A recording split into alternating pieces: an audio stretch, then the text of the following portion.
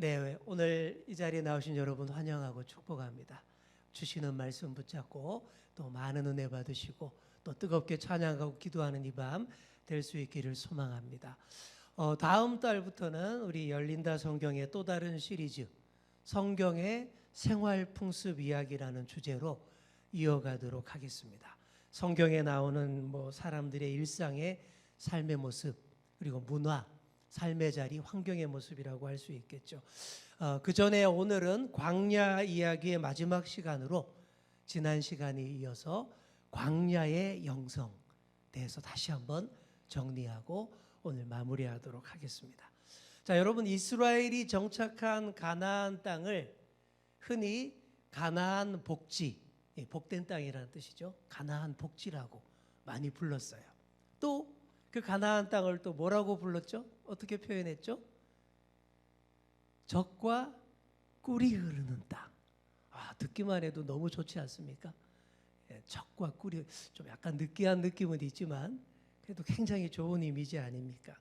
그래서 많은 성도님들이 한국의 성도님들이 젖과 꿀이 흐르는 땅을 늘 기대감을 가지고 생각하다가 막상 이스라엘로 성지순례를 가보면 많은 분들이 실망을 합니다. 그런 얘기예요. 도대체 젖이 어딨냐? 도대체 꿀이 어딨냐? 그렇게 얘기합니다. 말 그대로 이스라엘은 대부분이 아주 척박하고 물이 귀해서 메마른 땅처럼 보입니다. 젖과 꿀은 전혀 안 보이는 것처럼 그렇게 느껴질 때가 많기 때문이죠. 성지순례를 하면 보통 이집트를 거쳐서 이스라엘과 요르단 이렇게 세 나라를 주로 기본으로 패키지로 성지순례를 떠나는 것이 일반적입니다. 제일 출애굽 코스를 주로 많이 따라서 이집트에서부터 올라가게 되는 거죠. 그래서 시내산에 올라가서 해 뜨는 것을 보고 난 다음에는 아라비아 광야를 2-3시간 쉬지 않고 버스를 타고 올라가게 되는데 바로 이 길이 성경에 나오는 홍해길입니다. 수천 년 전 모세와 함께 이 길을 걸었던 이스라엘 백성이 물이 없어서 불평하다가 불뱀에 물린 곳이기도 합니다.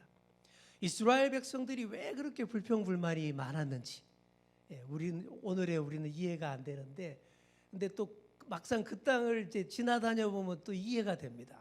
이런 땅을 지나니까 불평불만이 또 있을 수밖에 없었구나 이해가 돼요. 정말 척박하고 메마르고 물이 귀한 광야길, 젖과 꿀은 어디에도 보이지 않는 것 같습니다. 하지만 그러다가 점점 북쪽으로 이렇게 올라가다 보면 울창한 산림과 좋은 환경이 나타나요. 갈릴리 호수 주변의 환경, 너무 좋습니다. 또 아마겟돈 요새에 올라가서 넓게 펼쳐진 이스라엘 그 평야를 바라보면 저절로 여기가 젖과 꿀이 흐르는 땅인가 보다 이런 생각이 들어요. 그러다가 갈멜산으로 올라가다 보면 그 상수리 나무로 우거진 숲을 보면서 여기도 젖과 꿀이 우거진 땅이네 이런 생각이 저절로 듭니다.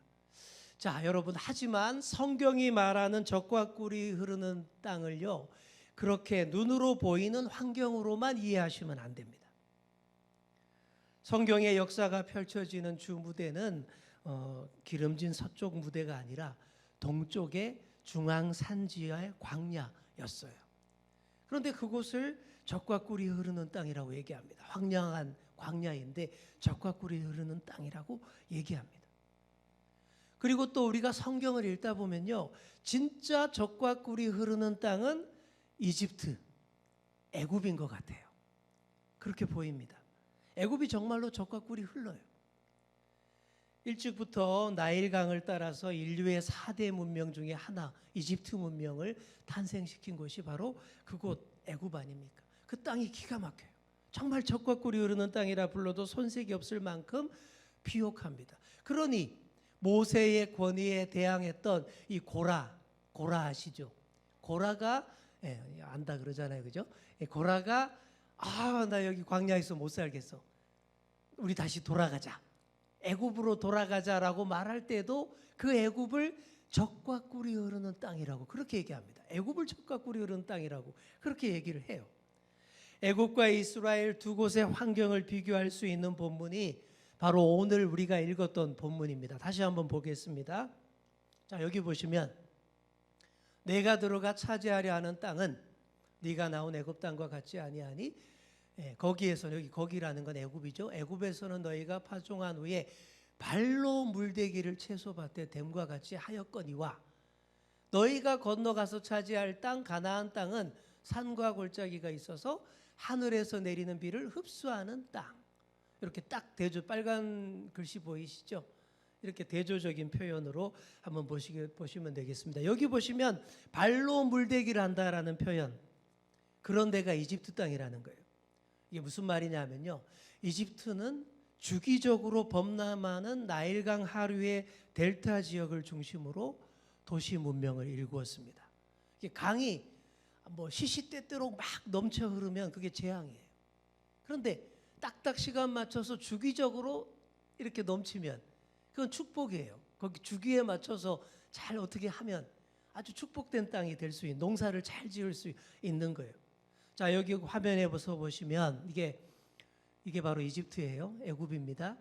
자, 여기 밑에서 나일강을 따라서 초록색 물줄기를 따라서 위로 쭉 올라가는 하류, 바다를 면한 위쪽 역삼각형 모양의 지역이 보이죠.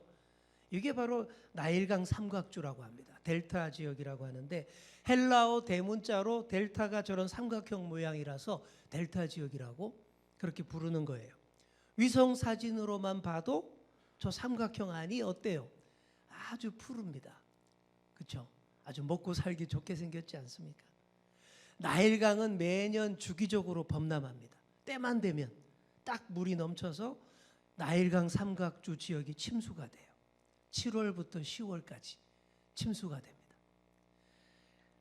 그러다가 물이 빠지는데 11월부터 이듬해 2월까지는 물이 빠지고 2월부터가 농번기가 됩니다. 물이 빠지면요, 그 땅이 아주 촉촉하고 비옥한 옥토가 되어 있는 거예요. 농사는 물을 대는 것이 핵심인데 거기서는 물을 대기 위해서 고생할 필요가 하나도 없어요. 나일강이 주기적으로 넘쳐서 범람할 때 이 상류 쪽에 있던 그 나일강 상류 쪽에 있던 흙들이 다 이렇게 하류 쪽으로 밀려 내려와서 부드러운 흙이 거기에 다 이렇게 쌓이는 거예요. 아주 비옥한 땅이 되는 거죠. 그래서 강에서 농경지 쪽으로 발로 밟고 내려가기만 하면 충분한 물 공급이 되고 아주 좋은 토질이 되고, 그래서 발로 물대기를 한다라는 표현이 바로 이런 거예요. 밟고 지나가기만 하면 돼요.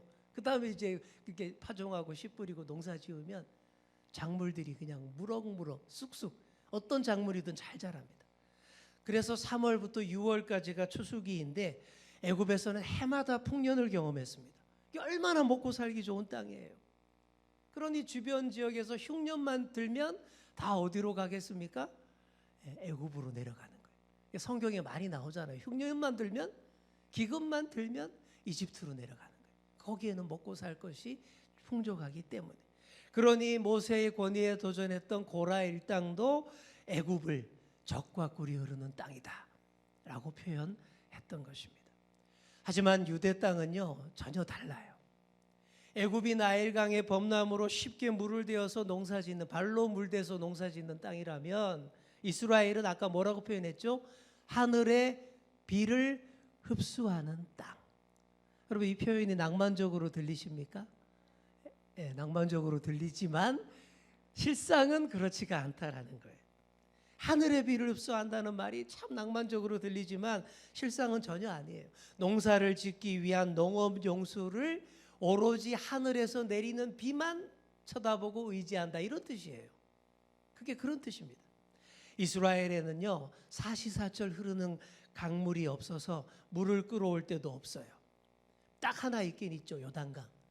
갈릴리에서 사해로 흐르는 요단강이 저렇게 사시사철 흐르긴 하지만 안타깝게도 요단강은요, 해발 마이너스 200m의 갈릴리에서 해발 마이너스 400m의 사해로 흐르는 강입니다. 저 그림으로 보시다시피 아주 저 밑에 깊은 골짜기 밑으로 흐르는 강이에요. 그러니 옛날에 펌프 기술이 없었잖아요. 저기에 물을 끌어서 고지대에서 농사 절대 못 짓는 거예요. 그런데 어떻게 하겠습니까? 오로지 하늘의 비만 의지합니다. 하나님이 비를 주시지 않으면 하루 종일 하늘만 쳐다보면서 한숨 쉬는 것 외에는 할 게 없다라는 것이죠. 자, 그렇다면 적과 꿀이 흐르는 땅이라는 표현을 우리가 어떻게 이해해야 되겠습니까? 인간적인 우리의 시선으로만 보면요, 애굽이 적과 꿀이 흐르는 땅이지 이스라엘은 절대 아닌 것 같아요. 하지만 여러분, 애굽은 어땠을까요? 출애굽 당시 하나님께서 10가지 재앙으로 나일강 주변을 다 초토화시켰습니다. 10가지 재앙 아시죠? 어떤 것들이 있어요? 피, 개구리, 이, 파리, 악질, 독종, 우박, 메뚜기 떼. 자, 여러분, 이런 재앙들이 그냥 우연히 막 나온 재앙이 아니라 그 요단강 주변의 우상 숭배의 문화들, 그것들을 초토화시키는 심판하는 재앙, 그런 10가지 재앙으로 구성이 된 거예요. 왜 그렇게 하셨습니까? 애굽 사람들이 교만해서 나일강의 그 풍요로운 젖줄만 의지하고 하나님 두려워하지 않고 엉뚱한 우상들만, 잡신들만 숭배하면서 자신들의 풍요로움을 자랑했기 때문입니다. 그러니 하나님이 10가지 재앙으로 나일강 주변의 우상들을 그냥 다 박살을 내버리신 것이죠. 나일강처럼 축복된 환경은 영적인 면에서 본다면 축복이 아닌 저주가 될 가능성이 많습니다. 먹고 살만하고 너무 편해서 하나님을 전혀 의지하지 않기 때문이에요.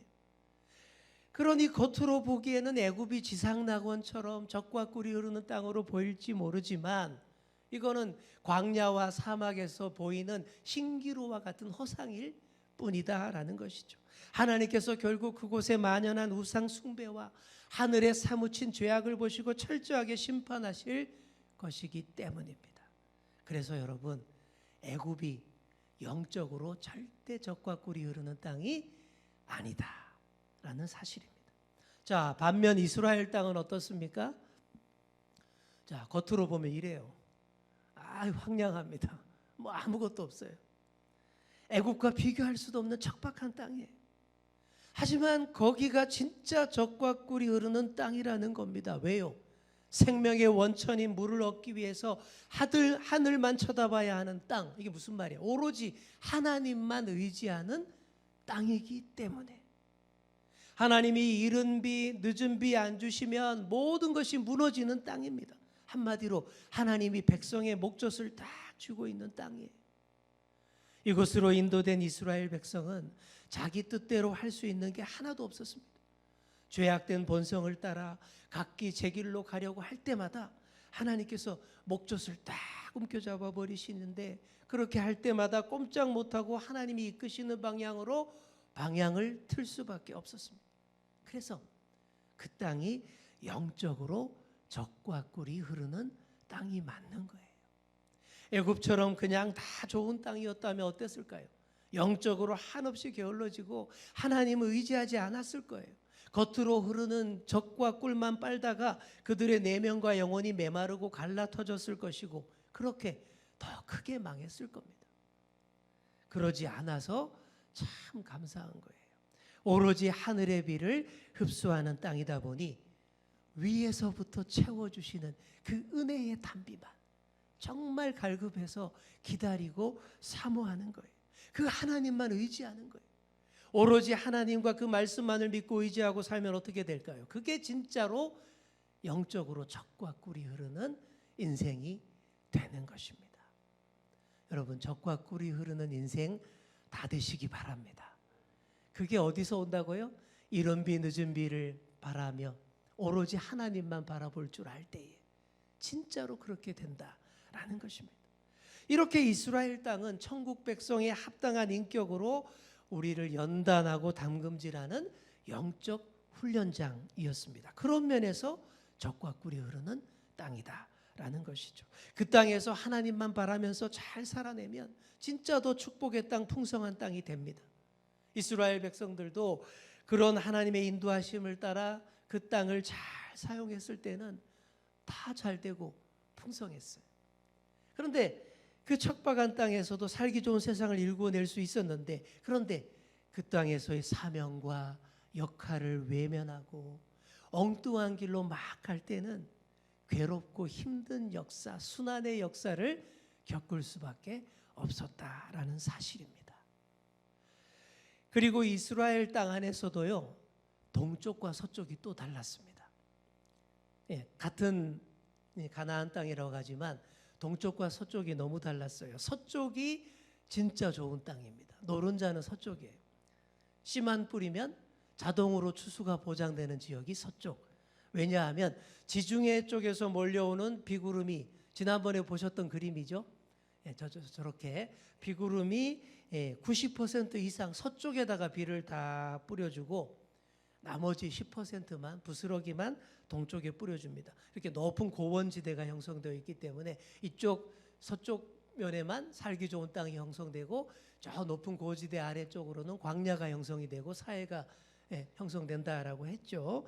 이런 지역인데, 근데 이스라엘이 처음부터 진짜 좋은 노른자 땅인 이 서쪽 지역을 차지하지 못했어요. 사사시대까지도 그쪽 땅을 정복하지 못했습니다. 지중해 변, 이쪽이 좋은 지대인데 거길 정복하지 못해서 동쪽에 중앙산지에 척박한 광야 땅에 주로 몰려서 살게 되었던 것이죠. 자, 이 동쪽 중앙산지는 예측 불가능한 삶이 펼쳐지는 곳입니다. 한번 따라해 볼까요? 예측 불가능한 삶.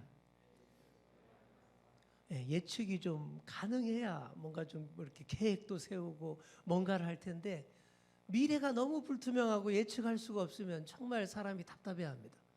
그런 거 분명히 있죠.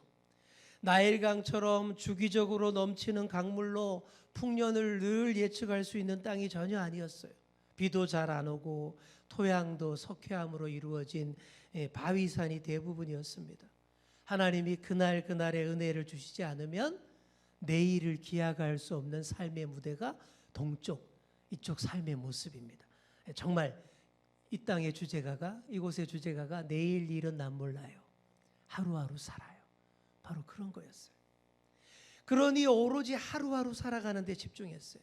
미래를 위한 저축과 연금과 보험 같은 개념은 상상도 할 수 없었죠. 날마다 새롭게 주시는 새 힘, 날마다 새롭게 부어주시는 그 은혜로만 살 수 있었고, 또 기도도 일용할 양식을 구하는 기도가 최고의 기도였어요. 일용할 양식이 뭡니까?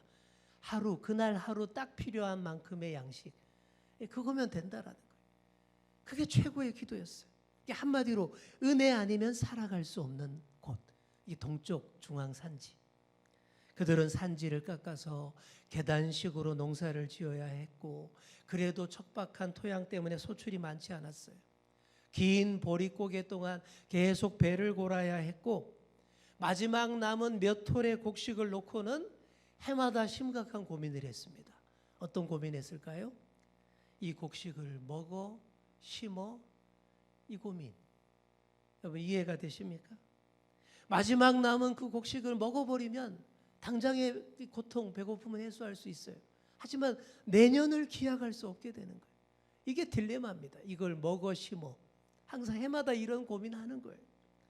그렇다고 그 곡식을 종자로 다 뿌린다고 해서 그 수확을 100% 보장받을 수 있는 것도 아니에요. 때를 따라 이른 비와 늦은 비가 적당하게 와야 하는데, 그 어느 것 하나라도 어그러지면 그냥 망치는 거예요. 그래서 여러분 잘 아시는 그 구절 알죠? 눈물을 흘리며 씨를 뿌린다라는 말이 그래서 나온 거예요. 씨를 뿌릴 때에 나지 아니할까 슬퍼하며 애탄. 우리는 그게 이해가 안 되지만 거기 사람들은 그게 삶입니다. 그러니까 울면서 뿌리는 거예요. 이거 뿌려도 날지 안 날지 보장이 안 된다라는 거예요. 바로 그런 거예요. 이렇게 동쪽의 삶은 참으로 힘들고 고달픕니다. 그러다 보니 동쪽에 사는 사람들은 힘들고 지친 삶으로 인해서 천국에 대한 갈망이 누구보다 더 간절했습니다. 이 땅에 소망을 둘 것이 아무것도 없음을 잘 알았기 때문에, 그래서 모든 소망을 하늘에 있는 천국에 두었습니다. 그래서 영원한 나라를 위해서 더 뜨겁게 기도했다라는 것이죠. 자, 이렇게 동쪽의 삶이 예측이 불가능한 삶이었다면 살기 좋은 서쪽 무대의 삶은 반대였어요. 예측 가능한 삶이 펼쳐졌습니다. 토양도 비옥하고 비가 충분히 내려서 수확이 다 보장되어 있었어요. 그런데 어떻게 하겠습니까? 기존에 있던 창고를 더 크게 짓고 여러 해 먹을 양식을 비축해 두면서 살아가는 거예요. 그럼 어떻게 될까요? 여기 사람들은 기도 안 합니다. 하늘 안 쳐다봅니다. 땅만 쳐다봐요. 하늘 쳐다볼 시간도 없이 바쁘다고 생각해요. 문화생활해야 되고 지킬 게 많아서 싸움도 많이 해야 되고 풍족한데도 더 많이 얻고자 아등바등 정신없이 바쁘게 살아가게 됩니다. 그게 서쪽 지역의 삶의 무대예요. 그런 곳에서 여러분 우상 숭배가 더 발달합니다. 아주 저급하고 쓸데없고 말도 안 되는 오래가지도 않는 이상한 것들을 신으로 섬기고 숭배하는 거예요. 그런 우상들이 수도 없이 생겨났다가 사라진 지역이 서쪽 지역입니다. 요란하고 분주하기만 했지 전혀 깊이가 없는 삶, 영적으로 피폐한 삶의 현장이 바로 서쪽 무대의 모습입니다. 반면에 동쪽 중앙 산지에서의 삶은 너무나 조용하고 적막했습니다. 심하게 적막했어요. 그런데도 그 동쪽으로 늘 방문하는 무리들이 그치질 않았습니다. 한때 5천 명이 넘는 수도사들이 그 유대 광야 동굴에 몰려왔을 때도 있었을 만큼 동쪽은 늘 사람들을 끌어모으는 독특한 매력이 있는 곳이에요. 광야가 주는 참을 수 없는 매력이 있습니다. 그게 뭘까요? 바로 고요하고 적막한 광야에서만 들을 수 있는 하나님의 세미한 음성이에요. 이게 광야의 영성입니다. 갈멜산 대결에서 엄청난 승리를 이끌었던 이 엘리야도 광야로 깊이 들어가서 하나님의 세미한 음성을 듣고서야 정신을 차렸습니다. 바쁘고 시끄러운 삶에서는 도저히 들을 수 없는 하나님의 세미한 음성이 들려오는 것이 바로 광야라는 거예요. 우리는 지금 이 분주한 이 땅에서는 세미한 음성 잘 못 들어요. 왜요? TV 소리도 시끄럽고 인터넷 소리도 시끄럽고 오디오도 시끄럽고 주변의 사람들도 시끄럽고. 광야는 그렇지 않은 곳이다라는 거예요. 바쁘고 시끄러운 삶에서 도저히 들을 수 없는 세미한 음성이 들리는 곳. 그러니 수많은 선지자들 그리고 예언자들 수도사들이 광야로 다 나갔던 거예요. 우리 예수님도 광야에서 40일간 금식기도 하신 다음에 공생에 시작하셨어요. 사도 바울도 다메섹 도상에서 예수님 만난 후에 시리아 광야로 가서 3년간 시간을 보냈습니다. 거기서 하나님과 교제하며 온전한 복음의 교리 체계를 다듬고서야 이방인들을 위한 선교사로 출발할 수 있었습니다. 그래서 척박한 광야 환경에서 영성이 더욱더 깊어지고 은혜가 넘치는 줄 믿습니다. 살기 좋은 서쪽의 바닷가 강가에서는 하등한 우상 종교들만 쏟아져 나왔다가 사라졌지만 척박한 광야 환경에서 세계의 고등 종교들이 다 여기서 나왔어요. 기독교, 유대교, 이슬람교 다 광야 환경에서 나온 종교들입니다. 깊이가 있는 제대로 된 종교가 다 광야에서 나온 것이죠. 여러분 이게 무엇을 말하는 것입니까? 세속의 젖과 꿀이 흐르는 땅만 자꾸 좋아하시고 따라가시면 안 된다라는 얘기입니다. 살기 좋다는 서쪽을 자꾸 기웃기웃하면 안 돼요. 서쪽으로 자꾸 기웃기웃했던 이스라엘 6지파들이 일찌감치 다 사라졌습니다. 여러분 삼손 아시죠? 삼손이 망하는 이유도 서쪽의 블레셋 지역을 자꾸 기웃거리고 거기에 화려한 문화를 동경하다가 그렇게 눈 뽑히고 연자맷돌 돌리다가 최후를 맞게 되었던 것입니다. 그러니 진정한 축복의 삶, 젖과 꿀이 흐르는 땅은 애굽 땅도 아니요, 가나안 서쪽 지역도 아니요, 동쪽과 중앙 산지의 무대였다라는 것입니다. 빈민들이 들끓던 인도 캘커타에서 사역하던 테레사 수녀가 어느 날 미국을 방문하게 됐어요. 미국 여기저기를 방문하고 귀국하게 됐는데 그때 돌아가는 테레사 수녀에게 기자들이 몰려와서 이런 질문을 던졌습니다. 수녀님, 이렇게 미국을 방문해 보니까 어떻습니까? 풍요의 땅 아닙니까? 그때 이 테레사 수녀가 이렇게 대답했다고 합니다. 나는 이 세상에서 미국 사람들보다 더 굶주린 사람을 본 적이 없습니다.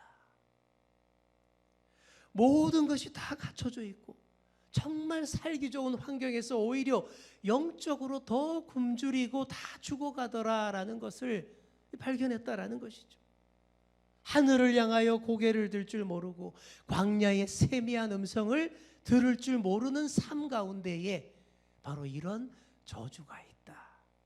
이건 어떻게 보면 애굽의 나일강 젖줄의 저주라고 할 수 있는 거예요. 그러니 우리가 광야의 영성을 깊이, 마음 깊이 새기셔야 합니다. 세미한 하나님의 음성이 들려오는 광야를 사모하시고 하늘을 우러러 이른 비 늦은 비의 은혜를 사모하는 마음이 있어야 합니다.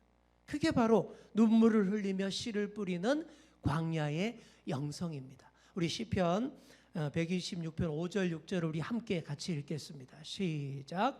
눈물을 흘리며 씨를 뿌리는 자는 기쁨으로 거두리로다.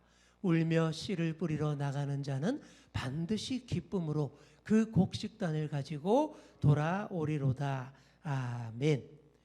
눈물을 흘리며 씨를 뿌리지만 결국에는 기쁨으로 그 단을 가지고 돌아올 것을 믿습니다. 진정으로 젖과 꿀이 흐르는 땅이 될 것입니다.